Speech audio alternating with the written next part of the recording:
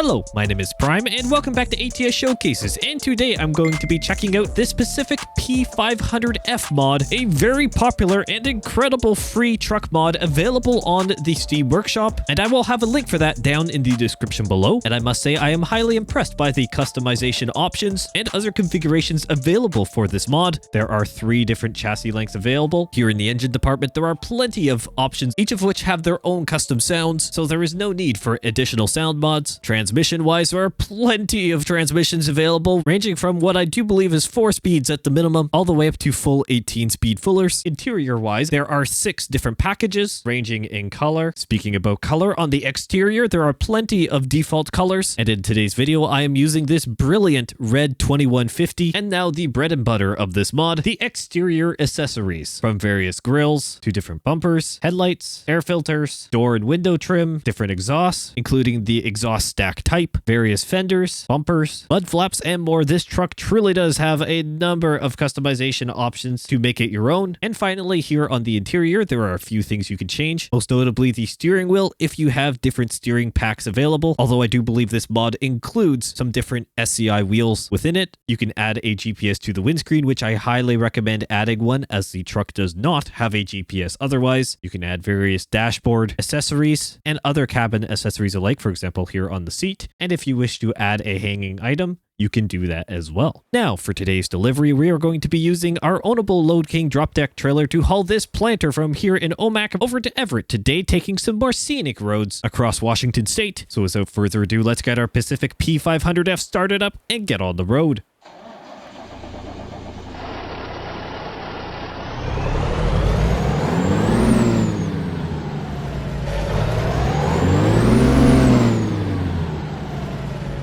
All right, let's get rolling. Hopefully everyone's doing well. I certainly am. It is great to be back here in American Truck Simulator with another beautiful classic truck mod. I love doing these classic truck mods, and another wonderful model by Smarty. This is the same author that has done some of the other classic Peterbilts that I've done here on the channel. Amazing mod author, and one that is putting out great content for free on the Steam Workshop, as I said in the intro. So highly recommend you check out this mod and give it some support. Wonderful overall with the truck. And so the Pacific trucks are actually, well, were manufactured in Canada. They were a Canadian company operating in the 70s and early 80s, if I got that memo correctly, and if I'm remembering my information correctly as well.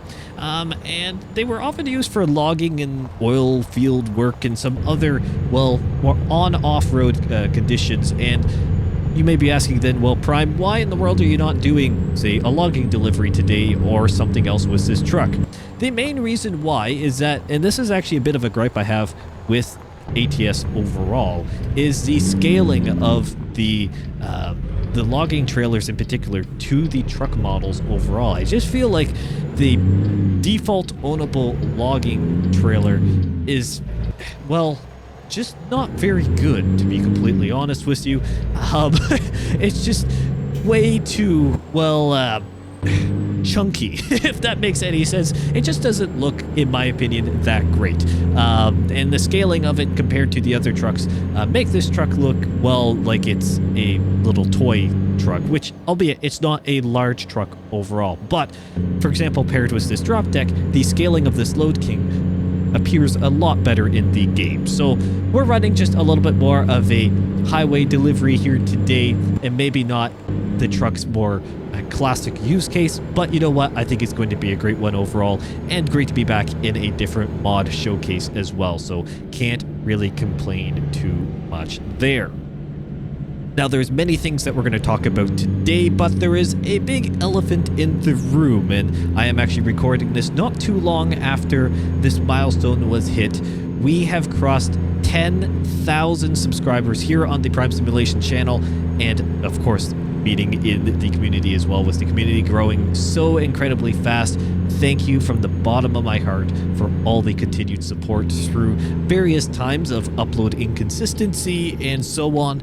I truly appreciate all the support, and I won't go on too much in this episode about that because expect within the next week or so the 10,000 subscriber special here for the Prime Simulation channel. There's a few things that are going to be announced that have been long awaited in terms of development, at least on my end. I'm going to be so happy when they're finally released. A number of things that are going to be announced in that video, so there's just a few things buttoning up, and of course I want to make sure that that video is as best quality as I can for you all as well. So thank you in advance, but I'm going to talk about that more in a week or two time when that 10,000 subscriber special comes out. Admittedly, I have been working on that for a little bit, the video even as well, but excluding the actual main recording, which obviously you'll see in a little bit, but the rest of it I kind of crept up on a little bit as well because the 10,000 subscriber milestone here was hit pretty quickly. It came up pretty quick, and I must thank you so much for that as well.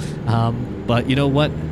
It is great to see the community growing, and I truly appreciate all the support, and I also appreciate all the support in the growing interaction in the community Discord server. So for those who may not know, hop into that if you're not a part of that already, and if you're maybe a part of that, check out the interaction on it. Great amount of community members starting to interact with that more. If you have any questions, feel free to put it there. If you want to see different things or have different recommendations, put that there as well. There's a great place to chat within the community. Check it out if you are interested in that. But let's talk American Truck Simulator, because obviously there has been some significant news over the last week between the previous episode, which was the Pinktober episode. There has been some significant news here in the ATS world, most notably the Louisiana DLC gameplay video.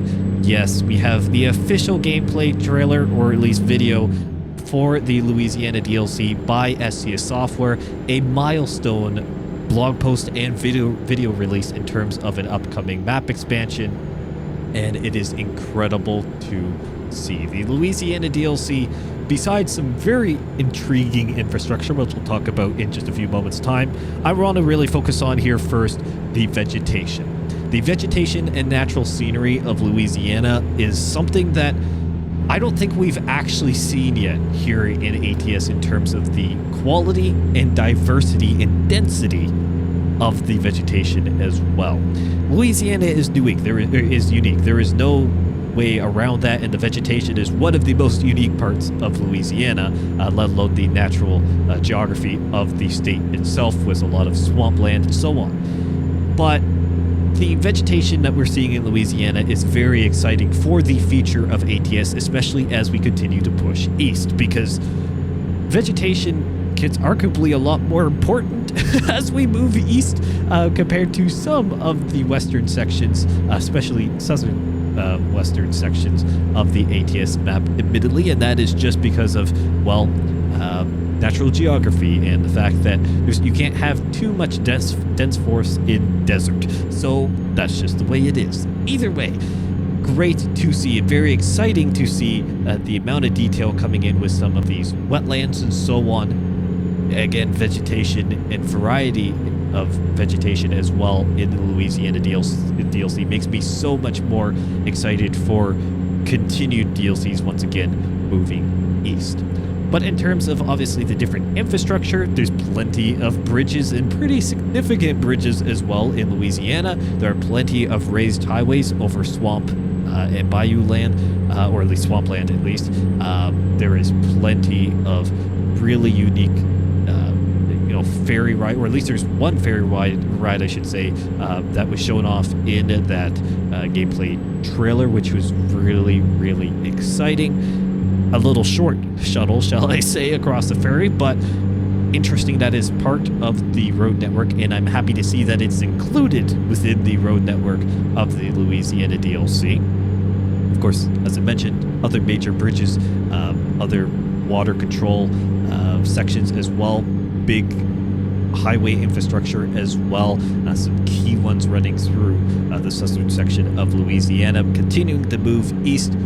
Very exciting times ahead in terms of that infrastructure. But besides vegetation, probably what I am most excited about, as I did mention in the Prime News about it, was the diversity in the road network itself. The fact that it wasn't just all highway. There was arguably a lot of more side or country road like we're driving on today in this episode. I love interstate driving, don't get me wrong. The interstates are very interesting to a certain degree. But the country roads, or the side roads, whatever you want to call them, really add the character and charm to whatever DLC or really location that you're visiting. Realistically speaking, interstates or highways are made to bypass main areas and stay out of the way to optimize travel time and keep noise pollution down out of the more scenic areas. But here in ATS, and specifically with what I like to do around here on the channel and for my own enjoyment, I like some of the more scenic areas, admittedly, and that is just the way it is. So I always have a little bit more of a natural pull to the county roads and so on, because I want to see all the unique details that the DLC has to offer when speaking in context of ATS. So Louisiana is looking like a lot of those country roads or connector roads are going to be included. At least that delivery had the vast majority of it, I would say, on more county road or side road networks where you're going through small settlements in different towns, and of course you had some unique architecture that you could see along the way in terms of buildings, landmarks, and so on. Plus, again, some really unique opportunities for going across different dams and bridges, and the ferry route was interesting to see as well. So Louisiana is, as I say all the time, looking absolutely amazing. And again, a bit of a cookie cutter statement for me, or broken record, because I say it all the time, but it is the truth. And SES Software keeps improving these DLCs every single time. It's honestly incredible to see, especially from an outsider's perspective, but a big fan of the games. It's incredible to see the continuous improvement within the quality of these DLCs. And yeah, they're taking some time to create these DLCs, and especially as the states get smaller, there is a trade-off between quality and time taken. That is definitely a factor to play. But I must admit, I would rather have a higher quality DLC that maybe has a few extra cities in it. I don't know what the map of Louisiana fully will look like yet. We know some cities, but the full layout and so on is not completely known yet. That's a really exciting prospect, because I'd rather have a bit more of a higher quality DLC, and we can bypass, which is absolutely fantastic according to the WBAS, which is good. I'd rather have, as I said, or trying to say, a higher quality DLC compared to a rushed lower quality DLC. And I think you would as well. For us who have to pay for the DLCs anyways, this is not a free update to the game in terms of Louisiana. That is kind of a big part of it. And to be honest, being able to have a higher quality DLC over rushed, I will take that trade-off, as much as I'd like to see the map continually expand. Otherwise, I'd love to have many states unlock at once, and maybe we'll get that as we continue to push east. I really hope we do, given the size of some of them, but that's another rant that I've done before, and I'm sure I will do again in another day's time. But you know what? It is what it is in that sense. Louisiana is looking great, and I cannot wait for its inevitable release. It seems like it's coming very soon, so that is very exciting.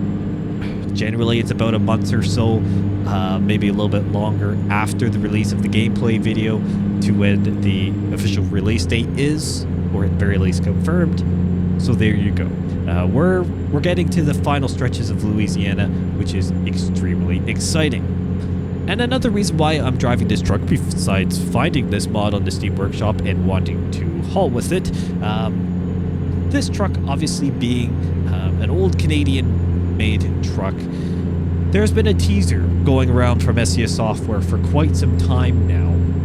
And again, it is technically a teaser, but one that is significantly pointing to a wonderful Canadian province of British Columbia, just north of us here, where we're at in Washington State today. And so this truck, as far as I know, was manufactured in BC, if I am correct in saying that. But even still, British Columbia, although not fully confirmed, has been teased for quite some time. And for those who may not know, there are technically some hidden roads going up into BC that has been reported on for quite some time here in ATS already. So that is where this whole conversation goes into, where SES Software appears to be very soon expanding into Canada for the American Truck Simulator map, which is extremely exciting and something that, as a Canadian, I must say I am very much looking forward to. But I also really look forward to that opportunity to see the map continually expand into the other countries that surround. Obviously, this is not called USA Truck Simulator. This is called American Truck Simulator, meaning the Americas, as far as we know in terms of what SES Software's long-term vision is. So again, will the US states be prioritized? I could say probably yes. As we move across here, I think we'll get more US states happening, or maybe complete the US map before completing Canada. I think that would be a more obvious statement to make. But I do believe what we're going to get here is that as the US map continues to push east, we're also going to start to have some Canadian provinces move from west to east as well, kind of starting to pull in some pieces there and tie some of the, well, mainly northwestern section together, gives them different opportunity for routes. So that's going to be very, very exciting to see how that goes on, and it'd be very interesting to see when the DLC is officially announced in terms of extra details. But another fun fact that was reported on, and actually I noticed as well in the little poster picture that they put out recently on this regarding BC, the teaser, sorry, for BC, the painted picture that was posted that the beautiful artist, or one of the artists, has done a beautiful job on from SES Software. That image on the blog post was initially named BC underscore teaser picture or something along, or painted picture or something along those lines. Oh, there's a Suburban there. Don't want to take that out. So, long story short, BC is as much as confirmed as we can basically get, besides what the picture of the mountain was. It's just a matter of time until it is officially confirmed in a blog post. So again, very exciting. And I would assume if everything goes to plan, the progression could then be, obviously, Louisiana coming up, and then we have Illinois, South Dakota, and then potentially into British Columbia, or BC, depending on how you want to call it. Again, a very exciting prospect for American Truck Simulator's map expansion. And for me personally, as a Canadian, it'd be great to see a little bit of the Great North come into play here with American Truck Simulator. How that would work logistically in terms of starting your game and having the different regions and so on, especially as the Canadian provinces and territories come online in terms of American Truck Simulator maps. We'll have to see how SES Software tackles that, but I trust them in how that will work out, which is, once again, very exciting to see. So overall, here into the end of 2025, it looks like for all intents and purposes, we're going to get Louisiana, which is extremely exciting. I don't know what else we're going to get here coming up within an inevitable 1.57 update. I'm always hoping for new trucks. That would be fantastic. Maybe that's me just being a little bit more wishful on my thinking. Comment down below what you think about that. And if you have any other ideas as well, again, hop into the community Discord. Check it out. That's obviously a place where you can interact with community members that share similar interests to you. So check it out. Put your comments or trucks, show off your trucks in there. We have a monthly competition for showing off your truck here. And I may put it on the Prime Simulation socials if you happen to win. So keep an eye out there for more details. Now here on the channel, I've got a number of things coming up Obviously, with the crossing of the 10K mark here on the channel, which was again huge thank you for that support. A number of things just coming up through the pipeline. Plenty. I've got a few tutorials that are coming up onto the channel very soon, which has been highly requested by a number of you. For those watching to this point in the video, thank you. I know a lot of you do, but I will give you a little bit of a heads up on the tutorials, and we can bypass this way station again, which is great. Washington State is loving me today, which is absolutely fantastic. In terms of tutorials, it has been highly requested to extend the beginner series just a little bit in terms of American Truck Simulator and Euro Truck Simulator 2.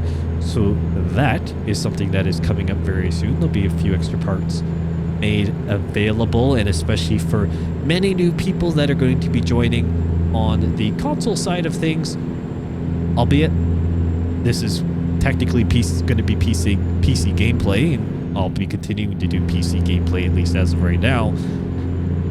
When it comes to the console side, I can't believe it being too different in terms of setup and beginner's guide and so on. Fundamentally, it is just the same game, different platform in which it's running, and given all the UI improvements and so on we've seen from SES Software recently, it's all been preparing for console land, and that's been fairly known, shall I say, for what to expect. So again, very exciting to see how things are going to be turning out there. I got some exciting tutorials coming that a lot of you have been wanting, and a few other ones for tips and tricks from me, taking some of my experience for the many years now creating content here on YouTube in terms of graphics, but then other settings alike that I just recommend from playing American Truck Simulator ETS2 for quite some time now. Again, a number of you are always asking how, my game looks so great and stuff like that without using any graphics mods, which I don't use any graphics mods, my friend. Again, just some long days of testing American Truck Simulator in particular, but even ETS2 to try and work out what works best with my particular equipment. So again, I'll give a little bit of a rundown in that tutorial. So a few exciting things coming up there, different types of content, all things that are going to be confirmed in the upcoming 10,000 subscriber special, and a few things just will organically develop over time. I am always trying to improve around here. Of course, that is for those who've been around for a while. You know the name of the game here on the Prime Simulation channel. I like to improve, but I also like to just simply enjoy what I do, and there is no doubt about that. Everything I do here on the channel, I do because I truly enjoy it, and your support makes that possible 100% of the time. And your support also allows me to, for example, get early access to different pieces of content or so on from different developers. All things and thanks to you for that one. And this community is absolutely amazing, and it's still growing rapidly. And I'm really excited to see, now that we've crossed the 10,000 subscriber threshold, what the future has in store for the Prime Simulation channel. I'm only looking forward. I'm only looking forward, my friends, continuing to do what I truly love to do, and I truly appreciate that there are many of you who choose to support either monetarily through memberships, through just watching the videos, liking the videos, whatever, sharing them, commenting even, or just being a passive viewer. I truly appreciate your support, and you make more of a difference than I think you realize. And you've definitely made a significant impact in my life, and what this is going to do continuing to move forward. It's honestly mind-boggling for me to even fathom what the future could hold. So once again, a huge thank you from me, and I cannot wait to see where things move in the future. So this delivery point is definitely an interesting one, because we've got to kind of go up and around the whole thing, and we've actually got to go left here, left lane.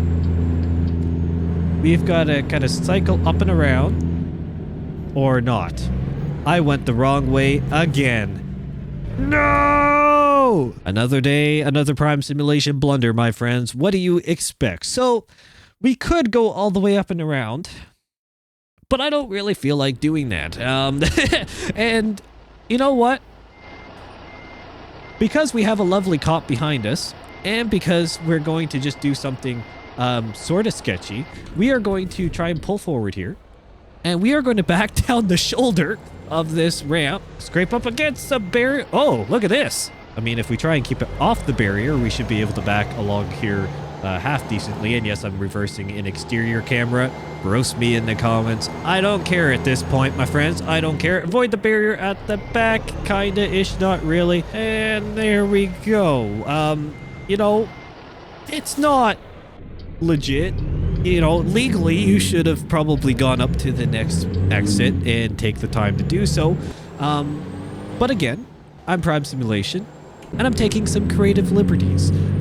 So again, roast me in the comments all you want. And I mean, again, I could be looking at road signs. Sometimes these things are kind of more, shall I say, relaxed, right? In how I drive. And yes, I do not drive like this in real life. Do not worry, my friends. I am not a menace on the roads. I am not creating content and trying to narrate my way through a video, which takes more mental capacity than many of you think, especially for, in most days, the fluency in which I'm doing this. I'm also monitoring a number of things and while trying to drive and so on. So again, there are just a few things that you got to keep in mind when it comes to the content creation side of things. Some days I let it go a little bit more relaxed as the bridge up here is completely turned. I let it be a little bit more relaxed just to, again, for the sake of entertainment and enjoyment. Other days, they are genuine, well, Prime Simulation blunders, to say the least. That one was a genuine forget to read the signs of where you're going and the GPS curves. Both roads, well, one looks like it's curving, and it's not until you get close where you actually realize, you know, you should be going right and then looping down and under. Some of you have said before in comment, asked, why don't I use the voice part of the GPS to say, you know, exiting right and then whatever? My question back to you is then, do you want to be listening to a GPS voice talking basically under me throughout the entire video? I don't think you do. And again, if I had that, I probably wouldn't make the weird exit mistakes that I occasionally, or shall I say more frequently, do here on the channel. And then there wouldn't be the funny moments. You wouldn't be able to laugh at me. I wouldn't be able to laugh at myself. And so that is the few reasons why I just keep the GPS the way it is and just kind of accept the fact that I am probably going to go the wrong way. Well, I would say there's a 60% chance, if not higher, for every single episode I do. And that is something, once again, I just accept, and I will always accept here around the channel, because, as I said, I'm Prime Simulation, and you get what you get. You get what you see with me. So we have to figure out where we're dropping this thing off. I think it's going to be in the building itself, but I don't know which door it is. Oh! We can probably actually pull. Can we pull around, or do we have to reverse in? I don't know if we're getting under that door. You know what? It's worth a shot. I'd rather try and pull into the garage bay than have to reverse in. But if all else fails, we'll just swing around, and at least it's not a blindside reverse because I can go all the way around the building. So it's not at loss if I can. Now, unfortunately, I chose the extended exhaust here, so I don't think I'm going to clear this door. If I would have chosen maybe the shorter exhaust, there is a chance I could have squeaked underneath this. Yeah, no. Oh, it's not even going to let me go through anyways. It's not actually open. Well, there you go. Thanks, game. I probably should have known that from other episodes, but, you know, guys got to try. Try makes life easy. In real life, because there's nothing else blocking that, I would imagine you would just request that the person in the shop open the garage door slightly more so you can just pull all the way through if they want it parked in there and not have to back in for no reason. I don't know, real life truckers besides some of the shenanigans you've seen today, and hopefully you're still watching. Comment down below what you think on that one. I feel like that would be the natural way to approach that. Is just have a friendly conversation with, say, Jeff sitting in the forklift. He can hit a button or pull a chain or something to get the garage door moving up just even an extra few feet to clear the truck. That would be the novel approach. I feel like the most kind and, you know, respectful way to approach it, but I guess to each their own. Let's get some rotation in this truck. Make sure we're not going to scrape up the front end even more than what we've done potentially today. Well, whom I went up on a barrier. Surely it's been pretty scraped up at least once. It's a decent wheelbase on the... obviously, this is the extended chassis of this specific truck. So it's got a pretty good swing to it, even for a day cab.